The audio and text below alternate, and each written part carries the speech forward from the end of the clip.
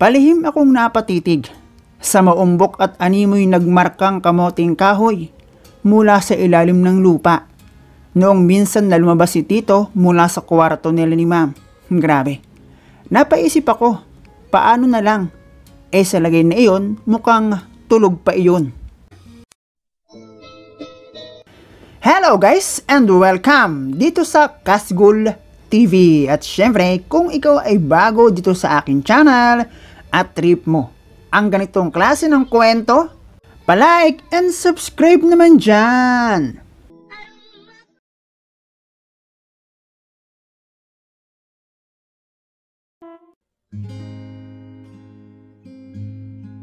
Estudyante elementary.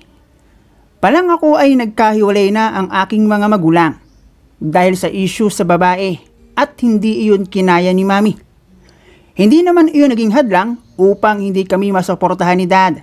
Regular pa rin naman siyang nakakapagbigay sa amin ng brother ko, kaya hindi masyadong apektado ang aming pag-aaral. Pero syempre, iba pa rin kung buo ang pamilya, lalo na noong babago palang nahiwalay ang aking mga magulang, talagang maiiyak ka na lang at mapapasan all kapag nakikita kong magkasama ang mommy at daddy ng aking mga classmate. Ang masama noon, kilala sina mommy at daddy sa school. Then sa paglipas ng panahon, nakasanayan ko na lang din dahil nakikita pa naman namin si Dad. Hindi nga lang napunta sa bahay, masusunog ang bahay kapag nagpunta doon si Daddy. Naging normal ang ganoong senaryo sa amin ng brother ko. Si Dad susulpot na lang sa school para mag-abot ng sustento. Sinasabi na lang namin kay Ma'am para alam niyang hindi nagpapabaya si Dad.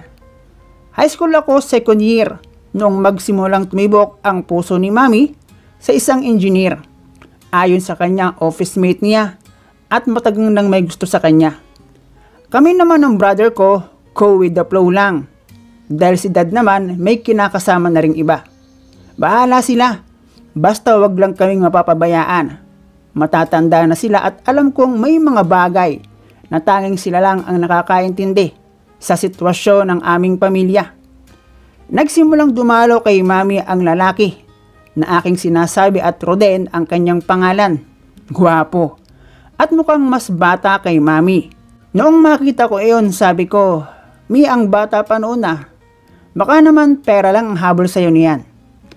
Hindi naman nagalit si Mami pero sa response niya sa akin, mukhang hindi lang niya sinabing, huwag mo akong pakialaman. At dahil walang natutulang malinaw, naging madalas ang pagbisita ni Roden kay Mami. Kahit alam kong nagkikita naman sila sa trabaho. Dahil si Ma'am ang nagsabing office mate nga niya, si Roden. Sa paglipas ng buwan, nasanay kaming lagi silang lumalabas at ang pagdalaw ni Roden kay Mami. Dumating sa point na nagsabi na sa amin ng brother ko si Ma'am at si Roden na magsasama na sila at sa bahay sila maninirahan. Bilang anak, sino ba naman ako? Total, nakita ko naman na mukhang seryoso si Roden kay Mami. Kahit meron itong dalawang anak at hindi naman sila tunay na hiwalay. Naging mabuting stepdad sa amin ng brother ko si Roden. Malamang pakitang gilas dahil package nga naman ang kanyang nasilat na babae. May maayos na trabaho, may bahay at may anak pa. Madalas din niyang mag-abot ng pera sa akin. Kahit hindi naman ako nagsasabi dahil nga nagbibigay naman si Dad sa amin ng brother ko. Then, nakuha na niya ang loob ko at naging kampante ako kay Roden. Nakukuha na rin niya ang makipagbiruan sa akin. Ang guwapo kasi niya at ang puti. Siguro kaya rin pinatulan ni Mami. Kahit alam niyang pagdating ng araw baka iwan lang siya noon dahil nga binata yung guy at si Ma'am may dalawang anak at kasal sa asawa. Hanggang sa ang pagiging close namin ni Roden ay may ibang pinatunguhan. Eto na, yung panahong normal sa isang nagdadalaga. ang maglakihan ang patunay na ako ay isang babae. Hindi ko alam pero kahit alam kong si ma'am ang aking makakatalo, hindi ko may iwasang isipin na hindi naman sila kasal. Bagay na kapag kami lang ni Roden ang nasa bahay, iba ang trato niya sa akin na alam kong iba ang ibig sabihin ng ginagawa niyang iyon. Wala naman siyang sinasabi sa akin pero alam ko na sa kilos niya meron siyang ibig sabihin. Madalas ding malakalamay ang titigan niya sa akin. Bagay na tumutunaw sa akin at mukhang alam niya na nababaliw ako kapag tinititigan niya at nginingitian. Ewan ko ba kung sinadya niyang ipahalata sa akin ang tinatago niyang armas noong minsan na lumabas siya galing sa kwarto nila ni ma'am. Para iyong kamoting kahoy na hindi na kayang pigilan ng lupa ang paglabas, ang laki. At sa lagay na iyon, mukhang hindi pa iyon ang tunay na anyo noon. Hindi ko alam kung tinetempt niya ako sa mga kilos niya at hindi naman ako inosente sa bagay na iyon dahil butas na ang aking sagradong lagusan. Meron akong boyfriend. At hindi ko na itatagong hindi naman madalas. Pero naglalaro din kami ng bingo. At kahit si Brian na aking boyfriend, ay hindi ko pwedeng ikumpara sa aking stepdad na si Roden. Iba ang karakas ni Roden. Para bang sa yung klase ng kasalanan. Nasusugulan mo kahit kapalit noon, ang ikagagalit at ikawawala sa akin ng iba sa paligid ko tulad ni Mami at Bri. Alam kong maaari kayong magalit pero aaminin ko na noong time na iyon, naghihintay lang akong umpisahan ni Roden at papalagan ko talaga siya. Sensya na, tao lang, natutokso rin. Pero kapag talaga hindi mabuti at hinahanap mo, lalapit at lalapit talaga. Nagkaroon ng kasiyahan sa aming bahay at kung ano yon, birthday ko lang naman. Meron ako mga bisita na aking mga kaklase sa high school at kahit ang ilan sa aking mga kiringking na kaklasing babae. Napansin ang kagwapuhan ni Roden, ang makalaglag piway nitong titig at pamatay nitong ngiti. Nandoon ang aking boyfriend na si Bri, pero syempre nagpaiwan na ako sa bahay, hapon na rin kasi, at noong kami na lang nila bro, ma'am at Roden ang naiwan sa bahay. Nag-aya ng San Miguel si Tito. Tingin ko may dahilan siya kung bakit niya ginawa iyon. Alam kasi niyang sa pamilya namin walang nag-iinom. Kaya mabilis kaming tinablan. Si bro talab na nang pumasok sa kwarto. Good boy kasi.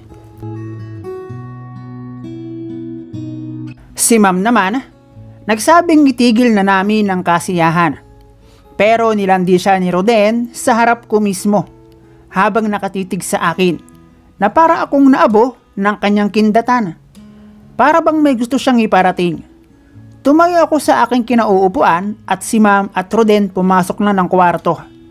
Pero noong nasa kusina ako, nakasunod sa akin si Roden at may kung anong dinakot mula sa likod. Nagulat ako syempre at sabi ko baka may makakita sa'yo. Gusto mo ba? Tanong niya. At di ako sumagot. Saan tayo?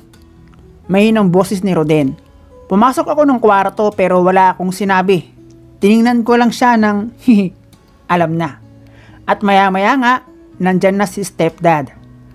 Galit na galit, gustong manakit ng kamoting kahoy. Para siyang hard rock. Para akong binato ng rock, pakiramdam ko mawawarak. At gano'n na nga ang naging ganap. Nagtuos kami nang walang ni isa ang nakakaalam. Even brother ko at si ma'am. Simula noon ay nagsimula kaming sumigway ni Tito. Pero syempre Tito lang ang aking tawag kapag andyan si ma'am at brother ko. Pero kung ako ang tatanungin, si Papa Roden. Alam ko naman ang balik noon sa akin. Sakaling mabuko kami at naiisip ko lang naman yon kapag hindi kami magkasama. Pero kapag magkasama kami, nawawala ang lahat ng aking pangamba dahil kaya niya akong dalhin lampas pa sa anapaap. Fourth year ako nagagawa pa namin ng sumigway. At kung minsan kahit ganoong kuha na ni Roden ang lahat sa akin, at dalawa kami ni ma'am, Sa house na kanyang pinaparkingan, abay nagagawa pa rin niyang ako'y mabola at ikumpara kay ma'am na mas magaling daw ako. Keso ganito at ganoon. Although, alam ko namang ginagawa lang niya iyon para patuloy siyang lumapang ng ibang putahe. Pero alam nyo guys, nakakasawa din pala. May bray pa rin kasi akong hindi naman mapahindian kapag niyaya niya ako para mag ninjutsu. Hanggang sa mawalan na ng apil sa akin si Roden. At kung bakit parang kang sagot, nakuha ko na kasi ang gusto ko. Kumbaga parang pagkain matapos mong tikman, naging paborito at soli sawa na ako. Kahit alam kong ako ang lugi at si ma'am ang aming niloko. Buti na lang at bago ako nagsawa, hindi kami nabuko ni mami. Kung nagkataon, malaking gulo. Dead man na si Roden sa akin. Kahit iladlad pa niya ang kamoting minsan ko ng kinahumalingan. Of course, lahat talaga ginawa ko. At sa bagay na iyon, hindi ko ikinahihiya. Marami naman sa atin buhos pag bumigay. Para sa huli walang dapat sana, ganito at ganoon. Nagsawa ako, it means na-enjoy ko.